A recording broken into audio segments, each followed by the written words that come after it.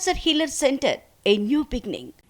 మన రాష్ట్ర అభివృద్ధికి ఎన్డీఏ కట్టుబడి ఉంది. గౌరవ ప్రధానమంత్రి శ్రీ నరేంద్ర మోడీ గారి సహకారంతో పోలవరం నీటిపారుదల ప్రాజెక్టు మరియు అమరావతి రాజధాని ప్రాజెక్టులను మా ప్రభుత్వం మళ్లీ పట్టాలెక్కించగలిగింది.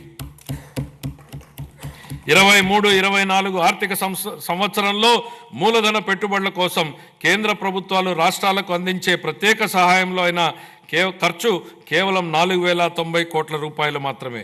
24-25 ఆర్థిక సంవత్సరంలో మన రాష్ట్రానికి గణనీయంగా 7,200 కోట్ల రూపాయల మేర కేటాయింపులు పెరిగాయని గౌరవ సభకు తెలియజేయడానికి ఎంతో సంతోషిస్తున్నాను.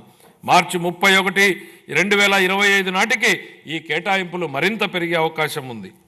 మా ప్రభుత్వం పాలనా పగ్గాలు చేపట్టాక రాష్ట్ర ఆర్థిక వృద్ధి మళ్లీ గాడిలో పడింది.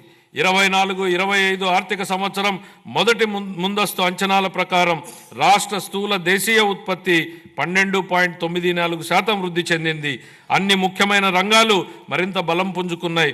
వీటిలో వ్యవసాయం మరియు అనుబంధ రంగాలు 15.86%, పరిశ్రమలు 6-7% వృద్ధిని సాధించగా సేవల రంగం 11.7% వృద్ధిని సాధించగలిగాయి. జూన్ 2024 నుంచి అతి తక్కువ సమయంలోనే మా ప్రభుత్వం మేనిఫెస్టోలో ఇచ్చిన ఈ కింది ప్రధాన హామీలను నెరవేర్చింది. ఎన్టీఆర్ భరోసా పెన్షన్లను నెలకు 4,000 రూపాయలకు పెంచడం జరిగింది. పేదల కోసం 204 అన్నా క్యాంటీన్లను ఏర్పాటు చేయడం జరిగింది. దీపం పథకం ద్వారా ఉచిత సిలిండర్లను ఇవ్వడం జరుగుతోంది. అర్చకులు, ఇమాంలు మరియు మౌజన్లకు గౌరవ వేతనం పెంచడం జరిగింది. 16,347 ఉపాధ్యాయుల నియామక ప్రక్రియకు మా ప్రభుత్వం శ్రీకారం చుట్టింది.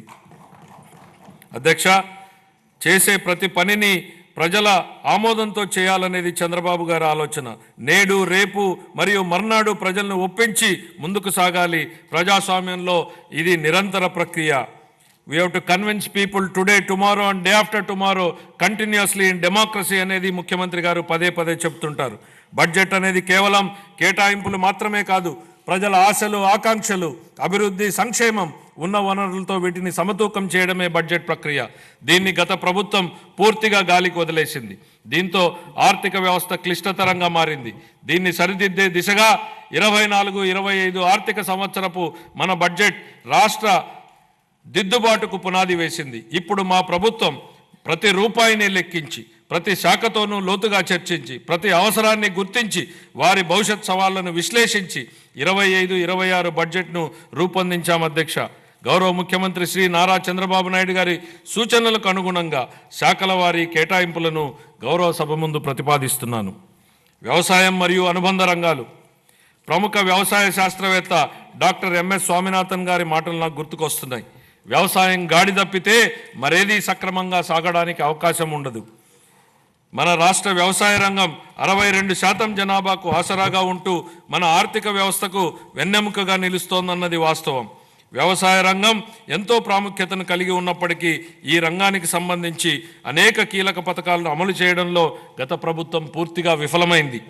వివిధ వ్యవసాయ పథకాల కింద చెల్లించవలసిన 5,510 కోట్ల రూపాయల బకాయిలను గత ప్రభుత్వం చెల్లించలేదు. వీటిలో 693 కోట్ల రూపాయల బకాయిలను మా ప్రభుత్వం చెల్లించింది. రాష్ట్రీయ కృషి వికాస్ యోజన కింద చేపట్టే డ్రిప్ ఇరిగేషన్ పథకాన్ని గత కొన్ని సంవత్సరాలుగా అమలు చేయలేదు. అసలు డ్రిప్ ఇరిగేషన్ ప్రాజెక్టుకు ఉన్న ప్రాధాన్యత గత పాలకులకు ఏం తెలుసు అధ్యక్ష?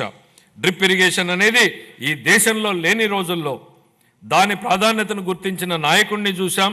దేశమంతటా డ్రిప్ ఇరిగేషన్ ఉన్న ఈ రోజుల్లో దాన్ని నిర్లక్ష్యం చేసిన గత పాలకుడిని చూశాం. ఈ సందర్భంగా డ్రిప్ ఇరిగేషన్ ఈ దేశంలోకి తొలి అడుగు ఎలా పెట్టిందనేది ఈ తరానికి తెలియజెప్పాల్సింది అధ్యక్ష. Cancer Healer Center, a new beginning.